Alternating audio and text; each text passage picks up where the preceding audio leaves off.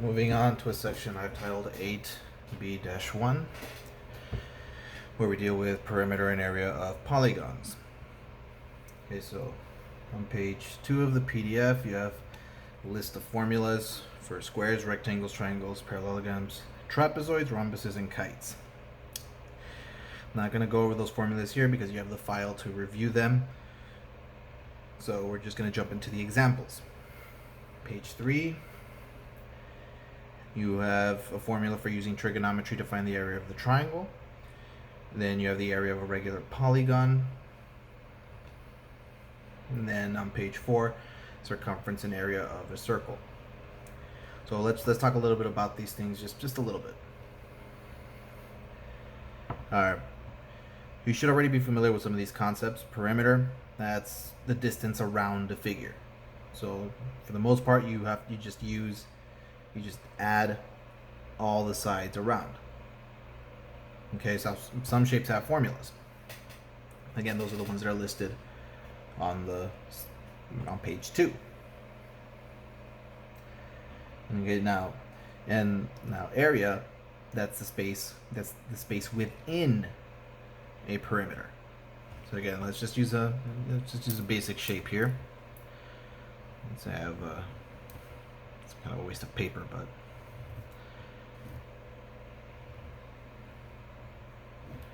if I have let's say this is a rectangle. Again, perimeter is the distance around. So if we add the length of the 4 sides here, this distance around is your perimeter. Okay, which is why it's counted in units of length. Now, area is in terms of square footage because it requires multiplication. Remember, area is the space within the perimeter. So the diagonal dashes here would represent the area. So the area is all the space inside of the perimeter, where the perimeter is the distance around. Now again, some of these shapes have formulas for perimeter and others don't. For some you just simply have to, if you know the distances, you can just add them up one at a time. Okay? And then in some of these instances, for some of these examples, you will not be able to find the perimeter. All of the examples you will be able to find the area, but the perimeter in certain cases will not be available. So if anything, we'll go on to discuss that. For example, parallelograms. That's one case where you may not be able to find the perimeter, depending on the information you are given. Let's put a parallelogram over here.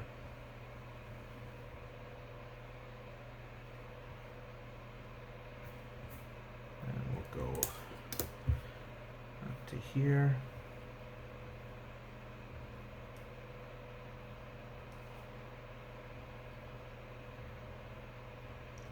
Now for a parallelogram, the perimeter is equal to twice the length of one side plus twice the length of the other side. Now in parallelograms, opposite sides are congruent. So these sides are congruent, these sides are congruent. So 2A plus 2B would give us the perimeter. Now for the area is simply base times height. Now in all of these figures, height is the perpendicular distance from one side to the other. Sometimes from one side to the vertex, others times from one side to the other. In the case of parallelograms, if we take that let's use blue. If we get the distance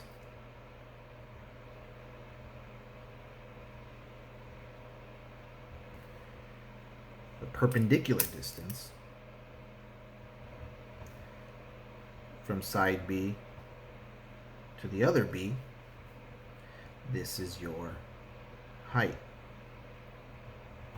So if we take B and we multiply it by h, well then that's going to give us the area inside of the figure. Sometimes it's given inside, other times they will give the height on the outside like this.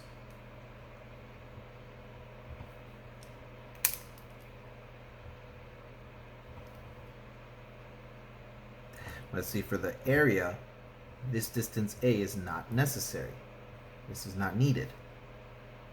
So if you are only provided with the base value and the height value, well, then you're only going to be able to solve for the area.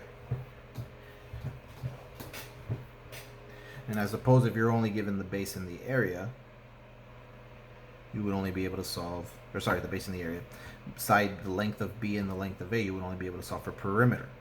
But for the most part, now for all the examples and all the problems that you will be dealing with, you will only be unable to find perimeter in some cases. So that's a case where parallelogram, you might end up with no recourse to find the perimeter. Now this also happens in triangles. And this paper is going to be a little bit all over the place. Didn't think things through a bit. That's okay. Triangles will be another case where you may not be able to solve for the perimeter. Depending on the circumstances. Let's say we are given some triangle here.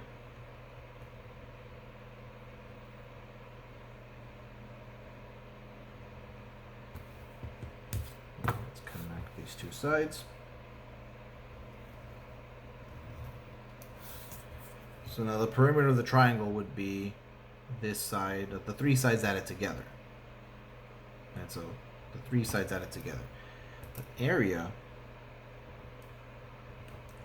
is 1/2 base times height. Now again, the base and the height are perpendicular to each other. So let's say they gave you this side. Let's use red to make it stand out a little bit more. Let's say this side here is our base. So what we would need in order to find the area would be the perpendicular distance from B to the vertex that is across from it. Now again, for parallelograms, it's just the perpendicular distance between the two sides, or we can look at it as the perpendicular distance from the vertex to that opposite side. But with triangles specifically, it has to be the perpendicular distance from the vertex to B. Now, perpendicular distance means it forms a right angle. So the distance we would need starts here.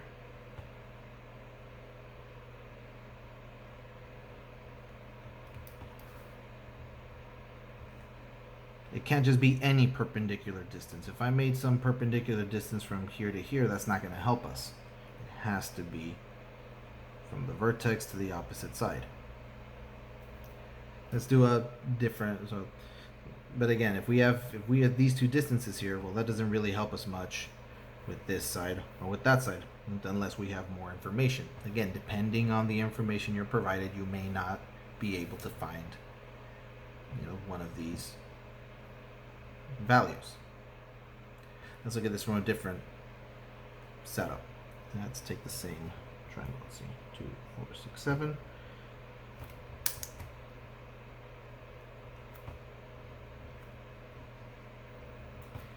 And then this goes to about 2.5 this way.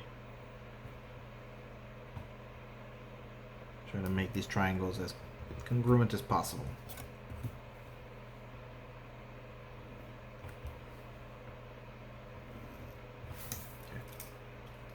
So let's say instead of this side down here, you are instead provided with the length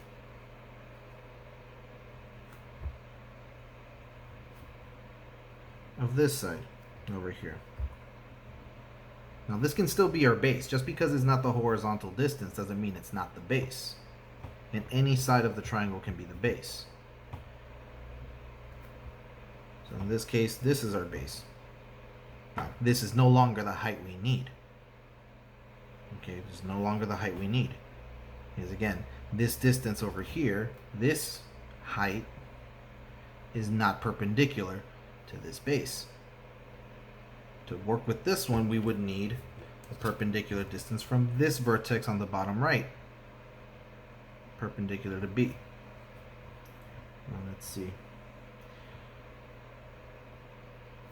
I'm just going to do my best here to make it perpendicular without getting too technical.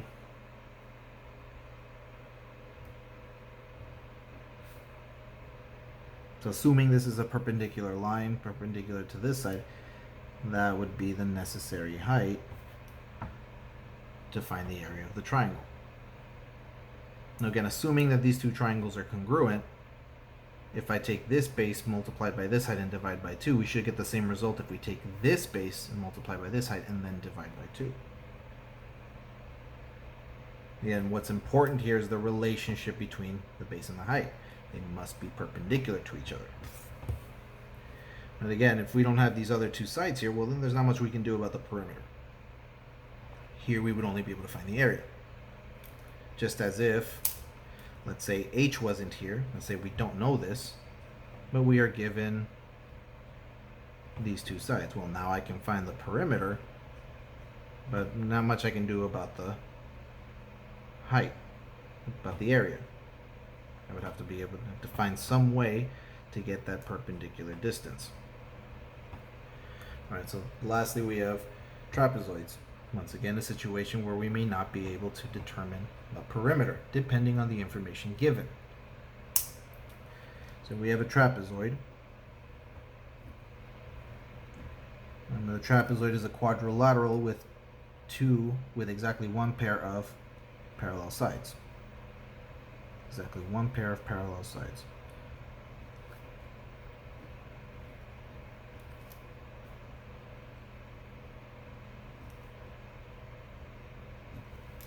So the parallel sides are called the bases. Base 1, use a little subscript to tell them apart, and base 2. Now the other two sides, we'll just call them A1 and A2. Yeah.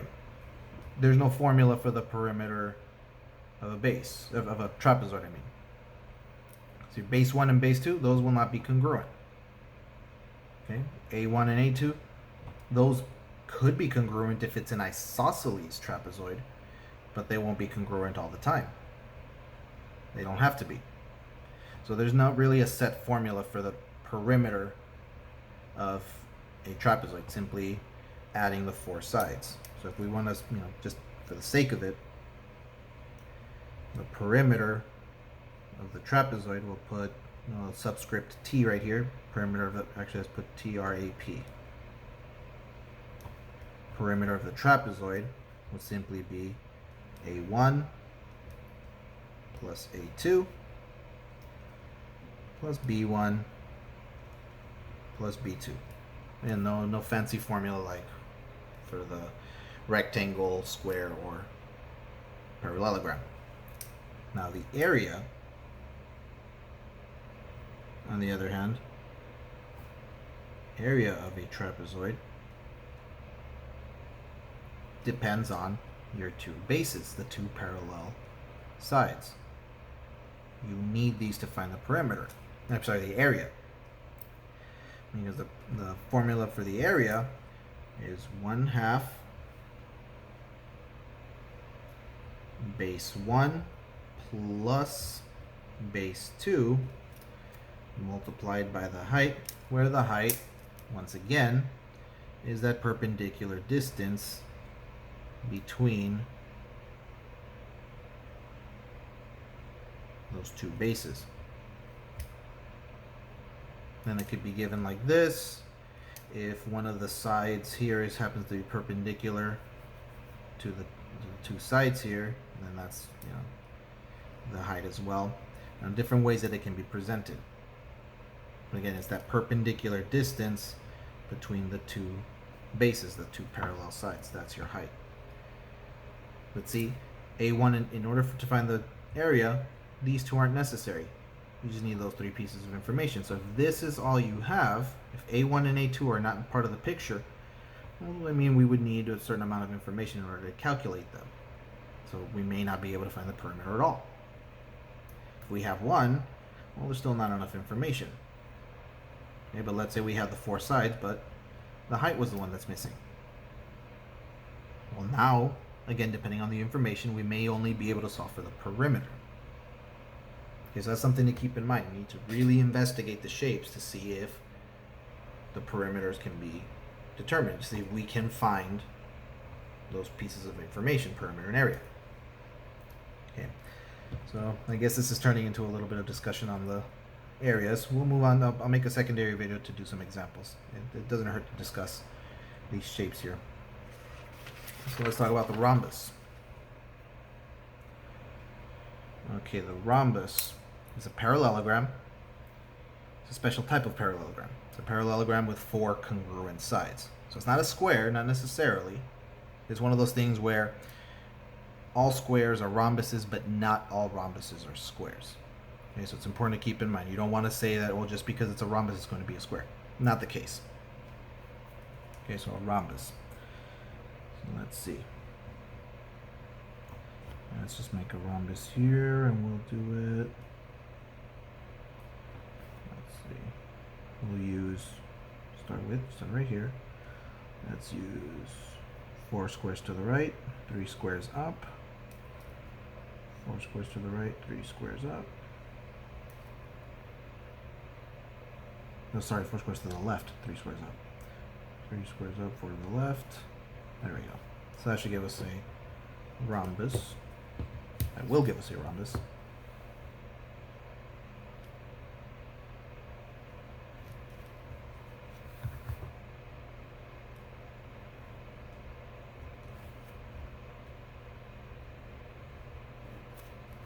So some properties of rhombuses. Like I said, it is a parallelogram with 4 congruent sides. So that means, all 4 sides here are congruent. They're all the same length. So kind of like a square, except it doesn't have the right angles. And one of the other properties here is that the diagonals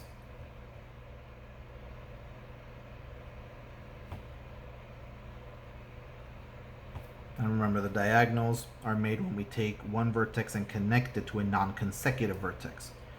Consecutive vertices would be, let's give this a name. Let's call this A, B, C, D.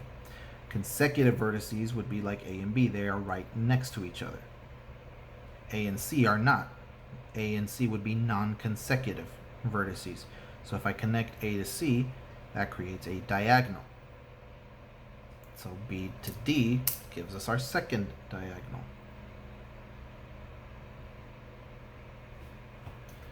Now in a rhombus, the diagonals are perpendicular.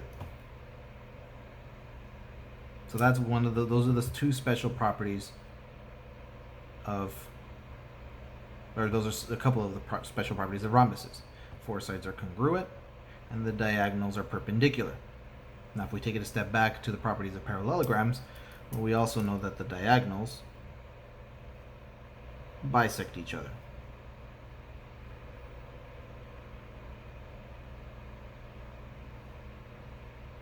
Okay, so if we call this point here, let's call it point E, the point of intersection of the diagonals, we'll call that point E.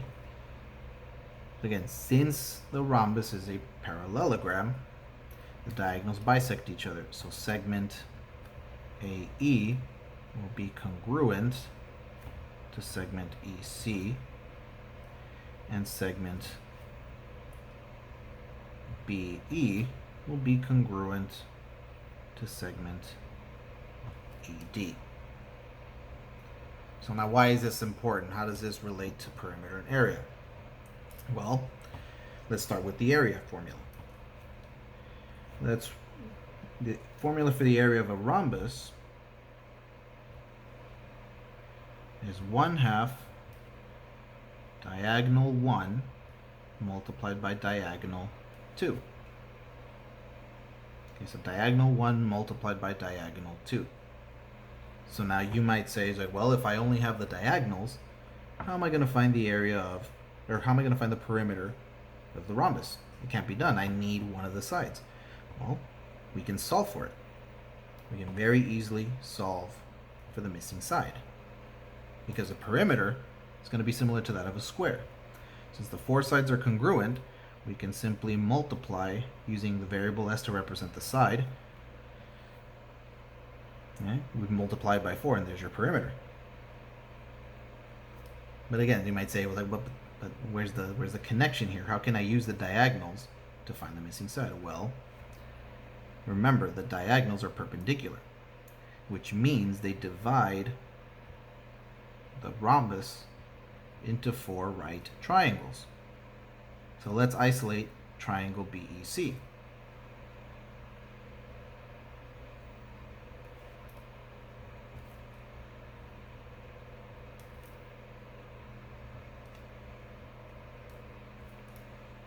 BEC. Now let's add a little more context here. Let's give some numbers. Let's say BD is 20. Is it actually 20? No, I'm just picking a number. So diagonal 1, BD, is 20 feet in length. And AC, let's say AC is 32 feet. So AC is going to be equal to 32 feet. Nice even numbers. Alright, so now we have numbers. We can do something about this. Now, since the diagonals bisect each other per the properties of parallelograms, well, we know that BE must be half of BD. So if BD is 20, that means BE must be 10 feet in length. And since AC is 32 feet in length, well, then EC is half of that, so EC must be 16 feet in length. Well, now look at that. We have the legs of a right triangle, so we can find the length of BC. So a squared plus b squared equals c squared. Pythagorean theorem, a squared plus b squared equals c squared. 10 squared plus 16 squared equals to c squared, so then that's 100 plus 256, which gives us 356, and we take the square root of both sides. And since we're dealing with length and with area and perimeter, so simplest radical form isn't really something we're going to be messing with here. So let's just take the square root of 356 and let's round it to the nearest hundredth. So we get 18.86796226. So let's round that to 18.87. So that means the side length is 18.87 feet.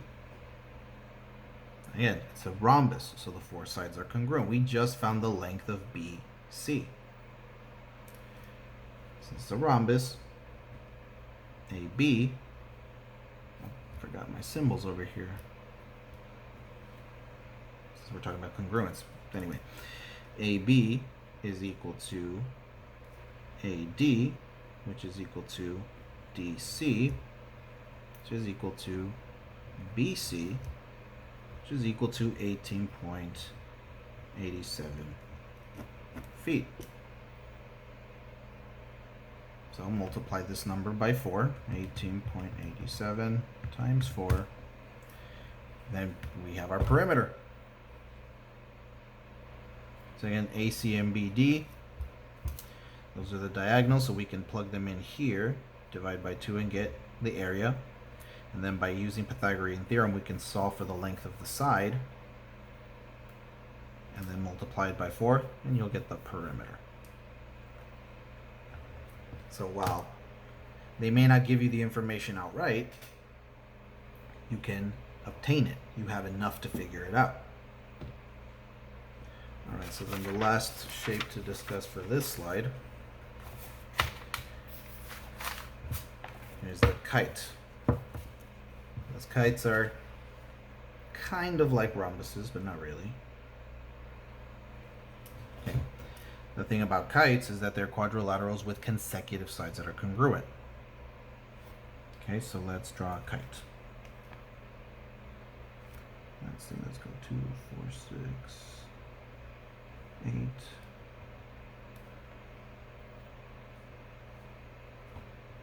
then we'll go up 4. So then if we went up 4, we go down 4. And over here we'll go 3. So 1, 2, 3.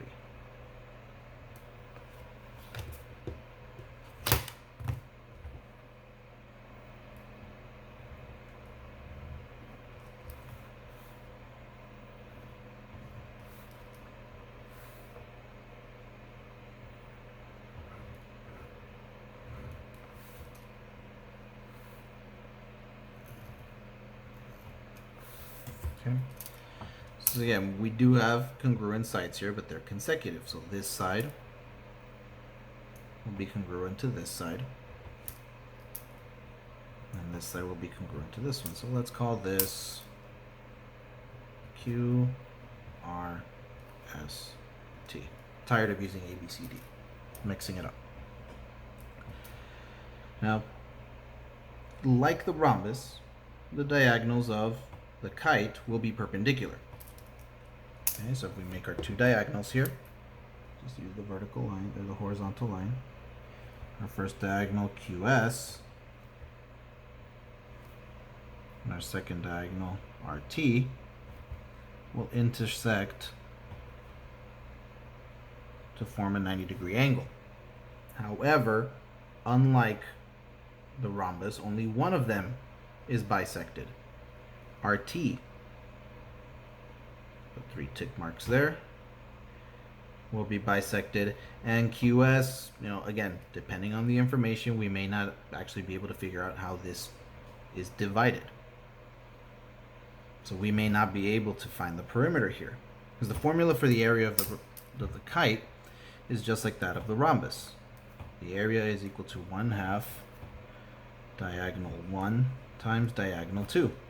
So RT times QS divided by 2 gives us the area.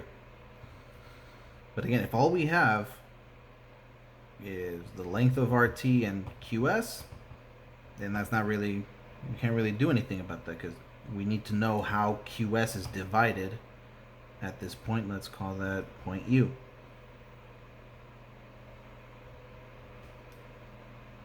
If I don't know the distance from Q to U, we're kind of stuck, because QS by itself won't tell me how how long QU is or how long US is. Okay, so something to keep in mind.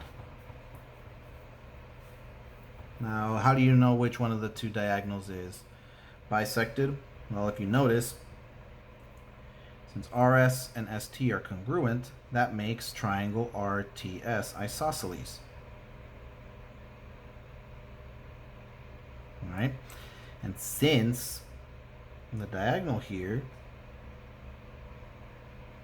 is perpendicular, since the diagonals are perpendicular to each other, the altitude,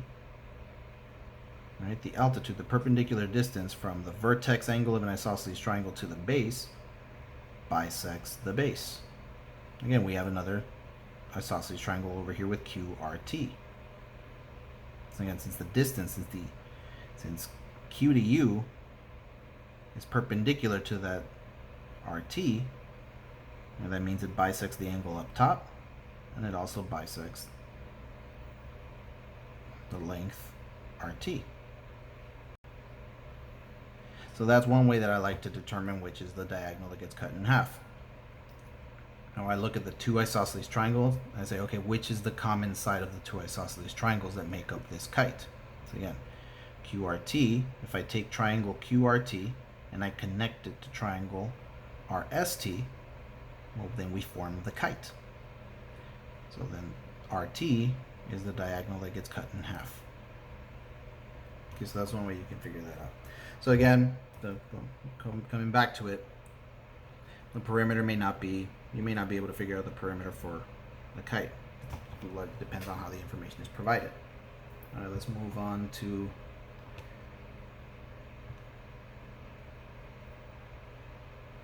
so actually let's stop right there.